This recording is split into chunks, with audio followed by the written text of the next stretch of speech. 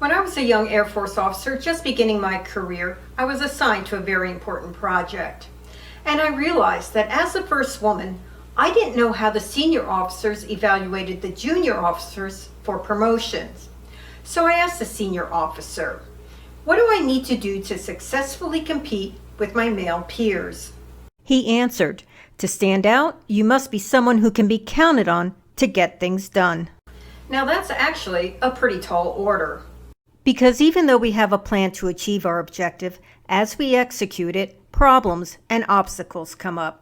It's our varying abilities to solve problems and overcome obstacles so we achieve the objective that separates and distinguishes people.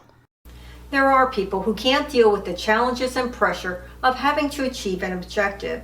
Some choose to play politics to further their careers, while others are highly encouraged to work for a consulting firm or go into academia where they can study problems, not solve them. Most people can successfully work their way through the challenges and reach the objective. However, while they get the job done, they fall short of achieving all of the expectations. On this project, I was the only one who achieved all of the expectations. In doing so, I distinguished myself as someone who could be counted on to get things done. Immediately, many high-level doors flew open, and I was being mentored by the best leaders I ever worked with. My mentors took me into men's inner sanctum and taught me all about the male-dominated workplace. I learned how much it relies on men with the power of the individual, those few exceptional men who find a way to achieve no matter what. As a young woman, I could have easily been intimidated by such a manly environment. However, these men were guided by values that elevated them to be great leaders. And they were also extremely supportive and curious about how a woman with her female qualities could become one of them. As I continued to achieve on my projects, I saw my career path. I could take on the hardest, most challenging projects and use my success to climb to the top of the male-dominated workplace. Except I had one nagging question. Why does everything have to be so hard? Why does the male-dominated workplace always have so many problems? Well, it took a couple of years, but I finally found the answer. You see, if we don't have problems and obstacles to overcome, then we can't have heroes. And humans love having heroes. As women, we must understand that the male-dominated workplace isn't designed to be efficient. It's designed to produce heroes. So in 1991, after I'd been out of the Air Force a couple of years, I wrote my first story about the male-dominated workplace and the heroes it creates. I call my story The Great American Alligator Slayer. Every workplace has problems it needs to resolve. To deal with these problems and improve performance, men developed all kinds of management theories which they put into practice using disciplined programs. However, men couldn't stick to the discipline these programs required, so they each faded away, and men returned to the one approach that throughout human history has always worked. If we use the old analogy and equate problems to alligators, then a workplace that is plagued in problems is up to its waist in alligators. So what do? They hire the Great American Alligator Slayer. The Great American Alligator Slayer is a combination of Teddy Roosevelt and John Wayne. He'll slay the alligators and solve problems with his big guns and larger-than-life personality. He's a man's man, hard-charging. He calls it as he sees it and runs over anyone that gets in his way. He is both feared and respected. On his office wall hang dozens of alligator hides, his trophies for all to admire and be in awe of. Whenever there are problems, we don't worry. The Great American Alligator Slayer will save us. He will be our hero. This philosophy of how to solve problems is deeply embedded in workplace culture. Promotion systems are based upon who can slay the most alligators. Managers look for that person who is aggressive, takes charge, and dominates in a crisis. He works long hours, slaying alligators, sacrificing his family and his health, displaying his loyalty to the workplace in its time of crisis. It's all very American macho. By slaying alligators, the conquering hero distinguishes himself and establishes his superiority above the timid, the weak, and the mere average. Once hero status is earned, the Great American Alligator Slayer no longer needs to continue slaying alligators. That's left to the next group of the up-and-coming.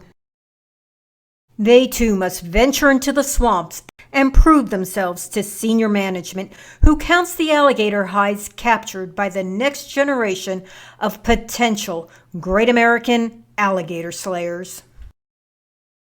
For the next generation, it is critical that the alligators keep coming. The brave hope for the jaws of all alligators, one larger than has ever been slain before. By slaying an alligator larger than any in workplace history, he immediately earns the respect and admiration of those who have come before him, and he forever secures his place in the elite fraternity of Great American Alligator Slayers. God bless the Great American Alligator Slayer. This system seems to work as long as there is a balance between alligators and alligator slayers. But what happens when the alligators outnumber the abilities of the young slayers? Well, first, the senior alligator slayers can never admit that they couldn't handle the alligators. So as the young up-and-comers get overwhelmed, the senior alligator slayers need to protect the fraternity. They step in, offer their wisdom, and slay a couple of alligators, all the while shaking their heads about how soft the younger generations have become. Meanwhile, back in the office, fearful employees watch the alligators continue to multiply, and they're scared. But then someone comes in and offers a different approach. Why don't we drain the swamp? What? What a wimp! If that swamp drainer left the comforts of the office for the swamp, he would be an alligator snack in 5 minutes flat. Besides, we know draining the swamp won't make all the alligators go away. Just the big alligators will leave to find better hunting grounds, and only the small ones will be left. Who wants to hunt small alligators? What does that prove? So no, the swamp can't be drained. Senior management earned their status because they're Great American Alligator Slayers. Changing expectations will question their abilities and status. After all, if the swamp was drained and all the alligators were gone, then we would have peace and harmony. This would then raise inevitable questions. Why didn't the alligator slayers drain the swamp years ago? And if swamp draining makes all the difference, then why aren't the swamp drainers running things instead of the alligator slayers? No, no, no, no. This can't be. Hey, where's that Sierra Club petition to save the swamp? Yeah, we don't care that they don't want us to kill alligators, because that's okay for now. It's swamp drainer hunting season. Great alligator slayers have always dominated human culture. Our history books are filled with their achievements. And this is especially true in the Americas, because in comparison to the civilized and sophisticated European countries, the Americas were barbaric. However, without the restrictions of civilized society, men were free to challenge themselves and strive for achievement. It's this personal freedom that created the men who would become Great American Alligator Slayers. Men who overcame great obstacles to achieve what no man before them had accomplished. Men who stood up for the values they believed in. Men who came from humble beginnings and built an empire. Men who were willing to fight and die for a cause they believed in. And men who, in the face of a crisis, rose to the challenge of leadership. Teddy Roosevelt identified what all of these men have in common when he described the man in the arena. It is not the critic who counts. The credit belongs to the man who is actually in the arena, who strives valiantly, who errs, who comes up short again and again. but who does actually strive to do the deeds, who spends himself in a worthy cause, who, at the best, knows in the end the triumph of high achievement, and who, at the worst, if he fails, at least fails while daring greatly, so that his place shall never be with those cold and timid souls who neither know victory nor defeat. In America, anyone can become a great American alligator slayer. It just requires choosing to enter the swamp arena. From the story of Apollo 13, we learn how swamp drainers, who normally work quietly in the background, can also be heroes. With those famous words, "Houston, we have a problem," swamp drainers were brought front and center. And since failure was not an option, swamp drainers used innovation and ingenuity to solve a myriad of problems and save the lives of the men we typically think of as the heroes. But the real lesson from the story is how swamp drainers and alligator slayers work together and use teamwork to create success from failure. Because today's problems are complex, they require teamwork. So we're finally discovering what I learned a long time ago. Women make great alligator slayers, and we're essential to draining the swamp.